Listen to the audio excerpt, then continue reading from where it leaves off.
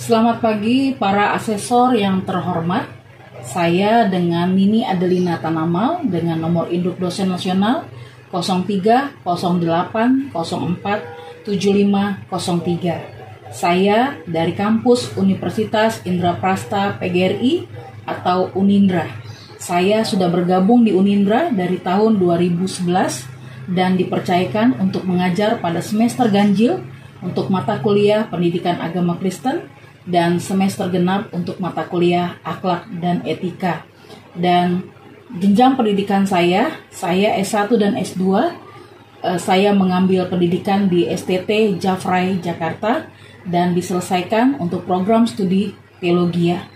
Dan video ini saya buat berguna untuk kelengkapan data dari RPS dan juga sistem pembelajaran melalui daring ataupun Zoom guna persyaratan dalam kelulusan PDD UKTPT Serdos 2023. Kiranya apa yang saya sajikan dapat memberikan persyaratan yang memenuhi syarat dan juga kelengkapan dalam sistem belajar mengajar di Universitas Indraprasta PGRI. Ya, selamat pagi. Saya akan menjelaskan tentang pembelajaran yang akan saya sampaikan untuk mata kuliah Pendidikan Agama Kristen di semester ganjil ini. Dan saya berharap kita semuanya bisa mengikutinya dengan baik, ya anak-anakku. Dan saya percaya kalau kita bisa menyimak dengan baik dan kita mengetahui apa yang akan kita pelajari, ya bahan ajar dan juga mengajar di satu semester ini. Nah, saya akan coba untuk men-share RPS yang saya buat untuk satu semester ini dalam mata kuliah Pendidikan Agama Kristen. Ya, pada RPS yang saya bagikan pada hari ini, ya, semua kita bisa menyimaknya dan melihat bahwa rencana pembelajaran semester ini saya buat dengan acuan-acuan yang sudah disepakati dan juga sebagai ketetapan dari tim dosen dan koordinator dari mata kuliah Pendidikan Agama, yaitu Bapak Apipudin, Dr. Apipudin, Master Agama, dan saya sebagai dosen pengampu untuk mata kuliah Pendidikan Agama Kristen, Protestan khususnya. Nah, saya akan menjelaskan dengan pencapaian pembelajaran. Capaian pembelajaran ini diberikan dibagi 6, ya, dari CPL Prodi yang dibebankan pada mata kuliah. Nah, CPL 1 ini berkaitan dengan berkontribusi dalam meningkatkan mutu kehidupan beragama dalam bermasyarakat, berbangsa, dan bernegara, serta kemajuan peradaban, berdasarkan Pancasila, sila pertama. Dan CPL yang kedua berperan sebagai warga negara yang memiliki agama dan menciptakan nilai toleransi beragama, bangga dan cinta tanah air, memiliki nasionalisme, serta rasa tanggung jawab pada negara dan bangsa dalam menciptakan moderasi beragama. CPL yang ketiga adalah bekerja sama dan memiliki kepekaan sosial dalam hal bertoleransi dalam perbedaan agama, serta kepedulian terhadap masyarakat dan lingkungan meskipun berbeda agama, dan ini diharapkan adalah menciptakan kerukunan. CPL yang keempat adalah menginternalisasikan nilai agama, norma agama, dan etika agama dalam akademik. CPL yang kelima adalah menginternalisasikan nilai agama dalam perkembangan sejarah, penerapan kitab suci, serta dalam penerapan moderasi beragama sesuai dengan norma kepedulian, mandiri, kreatif, adaptif, dan pengajaran agama. Dan CPL yang keenam adalah mampu menunjukkan kinerja mandiri, bermutu, dan terukur, khususnya dalam bidang pendidikan agama Kristen. Nah, capaian dari pembelajaran mata kuliah ini atau CPMK ini saya bagikan di dalam 10 bagian. Nah, 10 bagian ini saya sudah cantumkan di sini, dari mulai yang pertama, bagaimana mahasiswa mampu menjelaskan pentingnya pendidikan agama Kristen dan tujuan hidup beragama. Lalu mahasiswa juga mampu menjelaskan latar belakang, bagaimana konsep penciptaan manusia, ketangguhan manusia, dan identitas manusia itu sendiri.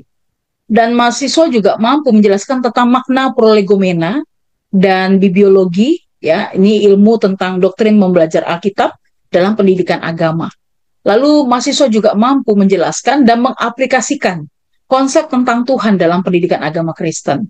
Lalu CPMK 5, mahasiswa mampu menjelaskan dan mengaplikasikan konsep penciptaan manusia atau Imago Dei dalam kitab suci. Dan hari ini kita akan masuk dalam pembelajaran tentang Imago Dei. Dan saya percaya ketika kita mempelajari konsep awal tentang penciptaan, kita akan mengerti dan memahami apa yang sebenarnya tujuan Tuhan bagi manusia. Nah, ini akan saya jabarkan sampai di CPMK yang ke-10. Nah, ini terdiri dari kemampuan akhir tiap tahapan belajar ini diambil di dalam dijelaskan di dalam sub CPMK. Ya, nah ini CPMK, sub CPMK 1 sampai 14 saya jelaskan pada RPS ini, dan ada korelasi antara CPL terhadap sub CPMK. Nah, ini kita semua bisa melihat dari sub-sub yang ada dan korelasinya dengan CPL 1 sampai dengan 6. Ya, nah sebagai deskripsi dari singkatan mata kuliah ini, saya menjelaskan bahwa setiap pengajar pendidikan agama Kristen atau PAK di perguruan tinggi memberikan tujuan pengajaran sebagai salah satu dimensi pelayanan gereja dalam bidang pendidikan agama. Pada semua jenjang dan bentuk lembaga pendidikan Kristen, pendidikan agama Kristen adalah salah satu tugas panggilan gereja yang hakiki dan mencakup dimensi yang sangat luas, yang di dalamnya tercakup pendidikan agama Kristen di perguruan tinggi. Nah, pelayanan dan pengajaran pendidikan agama Kristen di perguruan tinggi juga menjadi tanggung jawab gereja. Seluruh kegiatan gereja mengandung dimensi pendidikan agama Kristen, sehingga pelayanan dan pengajaran pendidikan agama Kristen di perguruan tinggi oleh gereja lewat para pengajar pendidikan agama harus berpusat pada berita Injil atau Alkitab sebagai kabar baik, berorientasi pada visi dan misi gereja, serta berpusat pada kebutuhan pelayanan dan pengajaran yang memberi isi dan makna bagi kehidupan nyata di perguruan tinggi, khususnya bagi kehidupan mahasiswa. Dengan demikian, pendidikan agama Kristen di perguruan tinggi harus sesuai dan selalu dapat menjawab tuntutan kebutuhan dan perkembangan perguruan tinggi dalam semua aspek pendidikan dan kehidupan praktis, baik itu mahasiswa, bahkan juga dosen. Nah, sebagai bahan kajian untuk materi pembelajaran ini, saya memberikan kurang lebih ada 14 poin yang akan kita pelajari selama satu semester ini. Saya jelaskan juga di RPS, dimulai pertama ketika kita berorientasi dulu, ruang lingkup materi pendidikan agama Kristen, lalu kita akan mempelajari dasar-dasar pendidikan agama Kristen, peran dan hakikat pendidikan agama Kristen, ya, lalu ada dasar-dasar pengajaran pendidikan agama Kristen, pengertian dan ruang lingkup prolegomena, bibliologi, lalu bagaimana konsep penciptaan manusia yang digambarkan dengan Imago Dei, penyataan Tuhan, tentang penciptaan, lalu ketangguhan dan konsep diri manusia, lalu bagaimana konsep tentang Tuhan berdasarkan Alkitab dari Perjanjian Lama dan juga Perjanjian Baru, dan juga konsep tentang manusia berdasarkan Alkitab, dan juga ada kaitan dengan moralitas, lalu bagaimana kehidupan berpolitik untuk kehidupan bergereja, bermasyarakat, dan bernegara, lalu disisipkan juga dengan kehidupan praktis, yaitu narkotika, seks bebas, dan juga anti korupsi, dan di bagian akhir, di bagian yang ke-14, adalah presentasi dan penerapan nilai agama, norma, dan etika agama dalam menciptakan toleransi beragama dan moderasi beragama dalam berdasarkan pendidikan agama Kristen. Nah, buku-buku yang saya pakai terutama adalah kitab suci, yaitu Alkitab, dan ada buku-buku referensi yang saya gunakan sebagai dogma ataupun juga ajaran kekristenan. Nah, sebagai pendukung adalah modul kuliah buku pendidikan agama Kristen yang diterbitkan oleh Unindra Press, dan ini sudah ber-ISBN dan diterbitkan tahun 2020. Dan sebagai dosen pengampu, saya sendiri Nini Adelina Tanamal, MTH Master of Theology, dan mata kuliah ini saya sudah jabarkan dari sub CPMK 1 sampai dengan sub CPMK yang ke-16, karena di sana ada kaitannya dengan ujian tengah semester dan juga ujian akhir semester. Nah, penilaian itu berdasarkan ada indikator yang berkaitan dengan sub CPMK 1 sampai dengan 16, lalu ada kriteria dan teknik pembelajaran yang kita lakukan, lalu ada bentuk pembelajaran atau metode pembelajaran, ada secara luring atau offline, ada juga daring atau secara online melalui via Zoom ataupun juga Jimit. Lalu materi pembelajaran saya pun juga sampaikan di sini, dan ada bobot penilaian, prosentase selama kita mengikuti perkuliahan setiap pertemuan, ada bobot-bobot yang perlu diperhatikan dalam penilaian. Nah, ini saya sudah sampaikan, dan juga jam-jam kuliah yang akan kita lewati sepanjang pertemuan ya. Jadi saya berharap kita bisa mengikutinya, dan nanti kalian bisa membaca untuk RPS yang saya sudah bagikan di grup. Jadi supaya semuanya bisa diikuti, sehingga acuan dalam satu semester ini kita semuanya bisa saling melengkapi. Baik saya sebagai dosen, bahkan Anda sebagai mahasiswa, kita menjadi satu tim untuk kita mengerti bagaimana pembelajaran pendidikan agama Kristen itu sangat punya peranan yang penting dalam kita belajar. Nah, saya berharap ketika kita masuk di dalam perkuliahan sebentar, kita akan bisa berinteraksi dengan baik dan kita bisa saling melengkapi.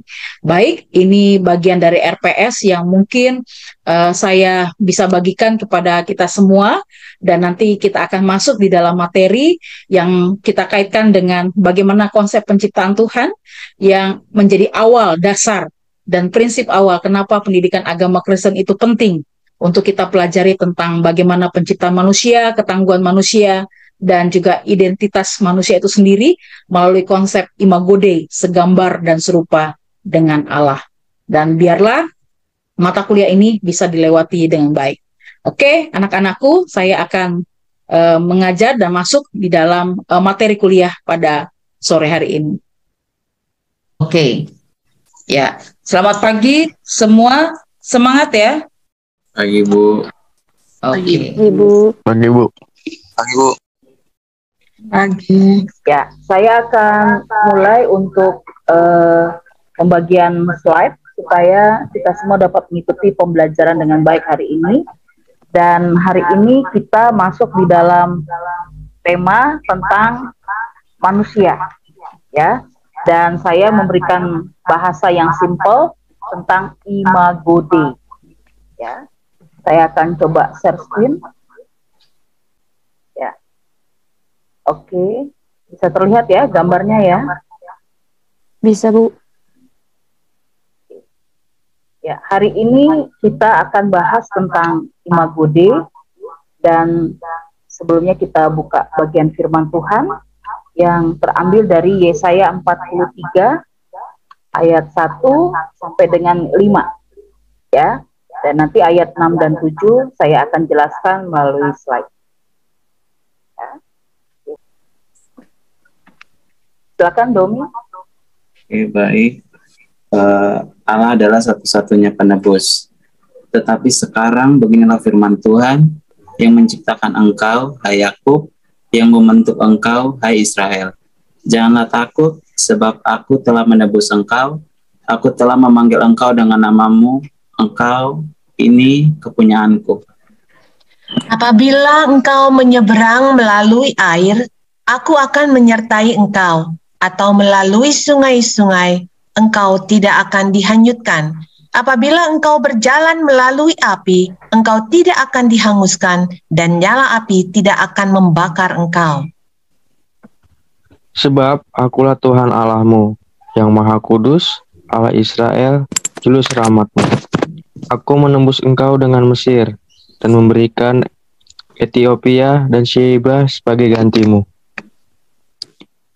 Oleh karena engkau berharga di mataku dan mulia, dan aku ini mengasihi engkau, maka aku memberikan manusia sebagai gantimu, dan bangsa-bangsa sebagai ganti nyawamu. Janganlah takut, sebab aku ini menyertai engkau. Aku akan mendatangkan anak cucumu dari timur, dan aku akan menghimpun engkau dari barat. Puji nama Tuhan, terima kasih untuk pembacaan pagi hari ini, sungguh luar biasa ya. Dan temanya di Alkitab itu berjudul Allah adalah satu-satunya penebus.